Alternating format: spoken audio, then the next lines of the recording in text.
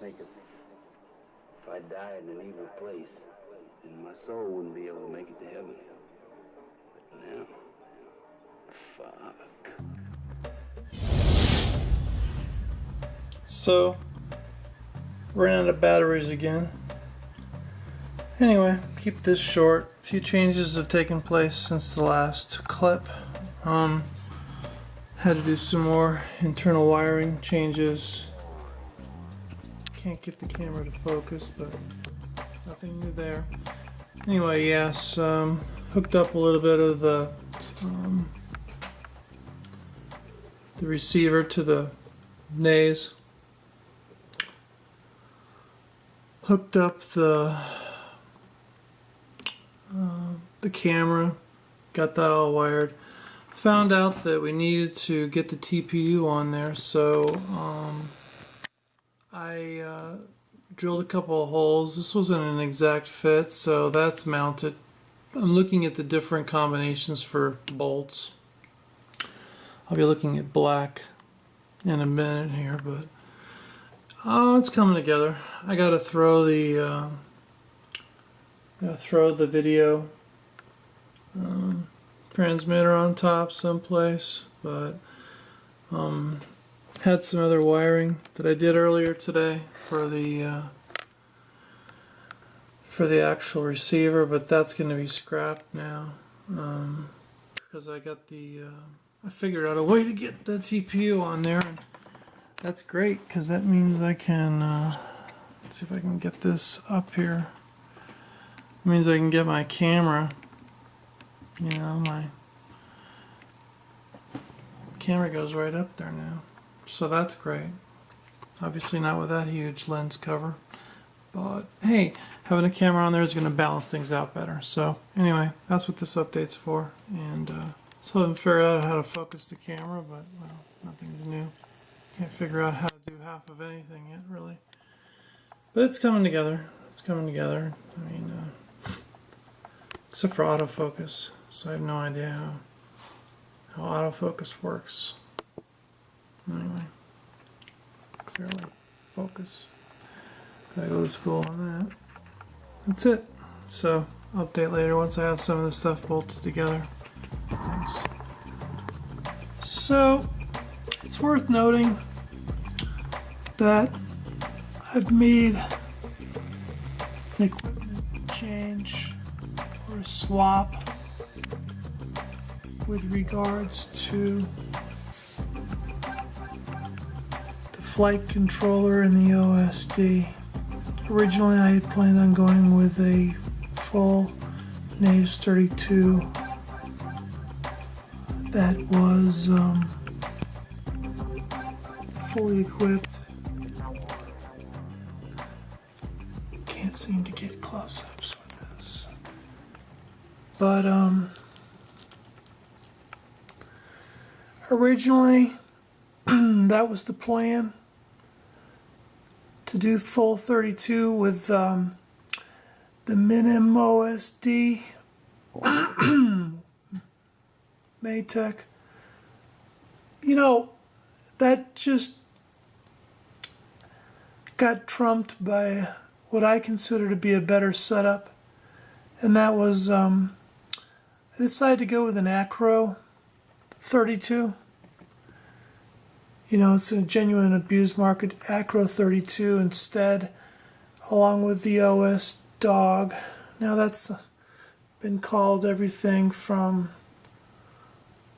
OSDoge to Doge and all kinds of fancy names, but let's just call it a dog because there's a picture of the damn dog on the chip, so it's a dog.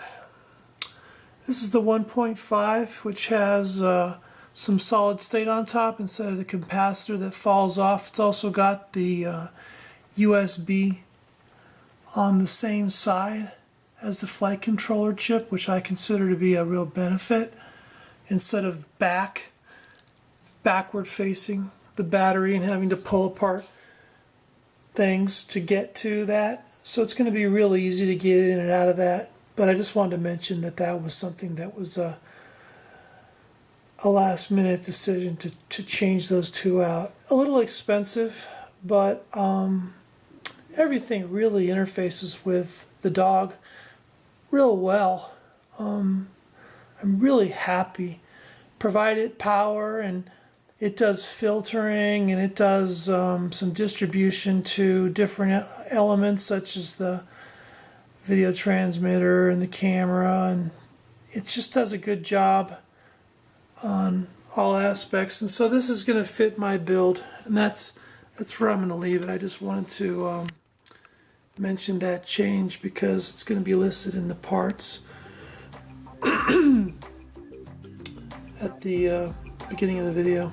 Anyway, that's it. Thanks.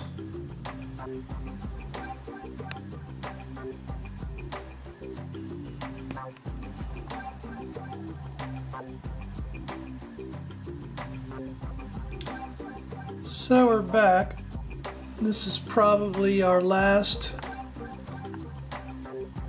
video of this build before I made in this QAV250, and the build's completely done.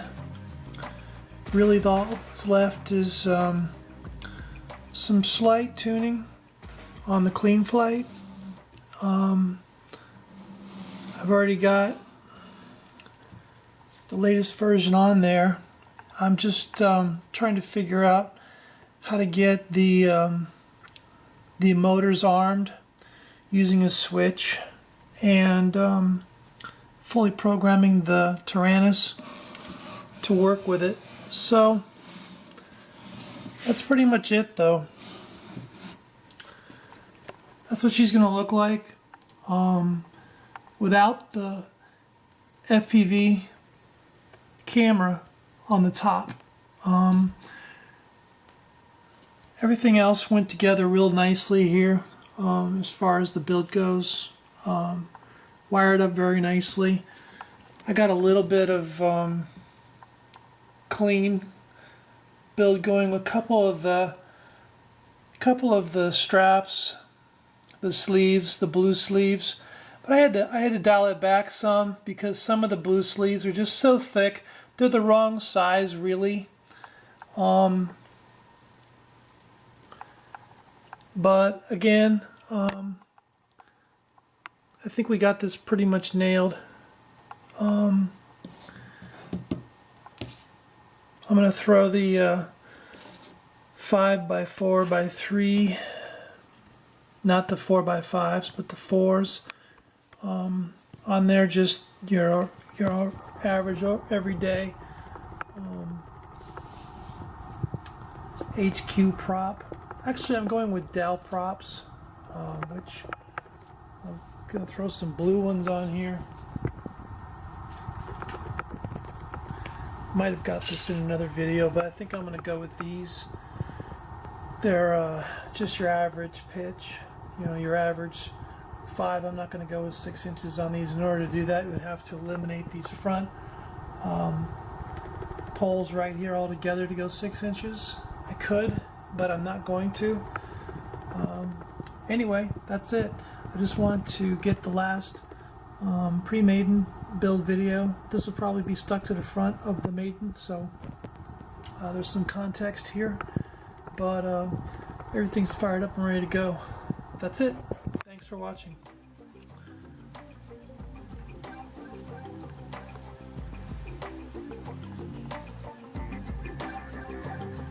So this is what it looks like with the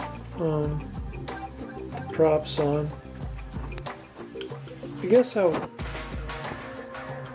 bit of style in the first build, and I think I kind of achieved that with this color scheme. It's mostly blues and greens, but you know, there's going to be a little more props, and there's going to be a lot more motors and ESCs in this thing's future. I just wanted it to look good. Anyway, went with the ImmersionRC 600. Even though I don't need 600 for this, I love the, you know, I'm hoping that it stays cool, but I love the power of the 600. It's just always been really reliable. and went with the FrSky X4R-SB, which has both S-Bus and CPPM on it. So right now I've got it wired up for S-Bus, at least with this Rev 6 AS32, it's wired up correctly. I got pin 4 going out on the white lead, so that should properly set. I've already seen the telemetry come up on the radio, so that's a good sign. But I'm going to put the S port up next and wire it up to the telemetry on the the flight controller as well. See if I can get some additional readings. Not that I need much more than voltage. Voltage is kind of the most important thing to me. One of the things that I wanted to point out was the way that I left the little 2.5 millimeter, bullet connectors on there, front and back. So the purpose and thinking behind this was, I'm probably, based on my familiarity with the flight controller software with Clean Flight, I didn't know whether or not I could switch those within Clean Flight, or if I had to do a physical swap of wires to get the motors going in the right direction. So, I left it like this so that if, when the motors spun up, if they were going in the wrong direction, I could quickly reverse their direction just by changing one lead. So that's why I've done that. And I just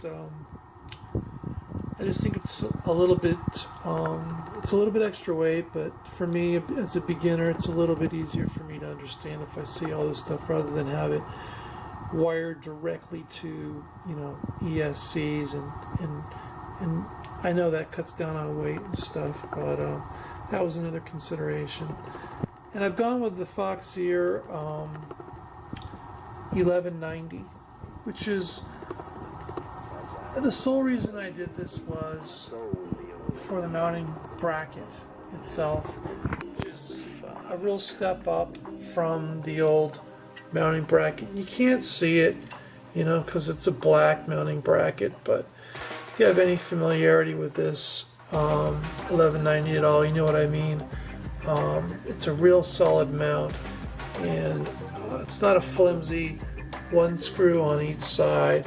There's 2 solid screws and a pivot. There's a pivot point on that mounting bracket, which is really, really nice. You could probably see it if this is focused. You could see this, but the thing I don't like about the Foxeer Aero 1190 is there's an OSD. Now I know they have good intentions with this OSD. The intention was to give you a little bit of information, such as voltage, whatnot. I'm getting that from so many other sources, and it just turns out that the way it displays itself on your screen is a complete distraction. And there's limited configuration things that you can do to make it any different. So I'm not nuts about that. I like the 1177 a little better, but I love this mounting bracket. This is just off the charts. They give you some other pieces for this mounting bracket, which make it even better. So there's 2 real solid ways to mount. And anyway, it's all bolted down real good. I've left the connectors. You can hardly see this, but I've left the OSD. You can see the leads hanging out the bottom right there. That's for the interface for the menu changer on the OSD for the cam, and it's real easy for me just to hook right up to that. So that's where that comes out. And again, I've been using a lot of goggles lately when flying. I'm getting really used to them, and I like them. I'm not going to be some superhero force cell crazy YouTuber that does all these stunts and stuff, but it's a lot of fun with goggles, so I'm getting used to those, and that's going to happen. This meeting's going to happen here real soon, so this is the last update. Just wanted to show you what it looks like before it goes airborne. That's pretty much the materials. Got a bunch of Flight Club stuff on there, which we covered in prior videos, so that's it. Thanks for watching.